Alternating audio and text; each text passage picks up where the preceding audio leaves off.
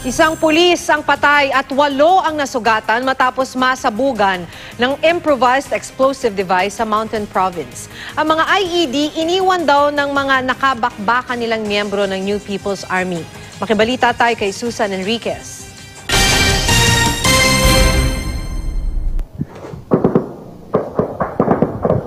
Tila paputok sa umaga ang mga umalingaw-ngaw na ingay sa boundary ng mga bayan ng Tadian at Bauco sa Mountain Province. Pero ang sunod-sunod na naulinigang putok, pagsabog na pala ng improvised explosive device na itinanim umano ng mga tumakas na miyembro ng New People's Army. Ayon sa tagapagsalita ng PNP Cordillera na si Police Major Carolina Lacuata, nagsasagwa noon ng pagtugis sa mga pulis sa mga NPA nang mangyari ang insidente.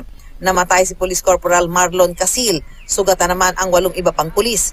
Ayon sa commander ng 45th Infantry Battalion ng Philippine Army na si Lieutenant Colonel Narciso Nabulneg, sinusunog rin ng mga NPA ang kanilang dinaraan ng bundok na isa sa mga dahilan ng grass fire. Sa ngayon, ipinagbabawal muna ang anumang tourism activity sa lugar. Hindi rin muna pinapunta sa mga kalapit na lugar ang mga magsasaka. Balak namang magsagawa ng debriefing ng lokal na pamahalaan ng bayan ng Bauco para sa iniwang takot ng pagsabog sa mga residente. Panawagan ngayon ng pulisya at ng Armed Forces of the Philippines, makipagtulungan sana ang mga mamamayan para masugpo ang mga NPA. Bineberipika rin ng pulisya ang ulat na may 2 estudyanteng sugatan matapos maipit sa bakbakan. Susan Enriquez, GMA News.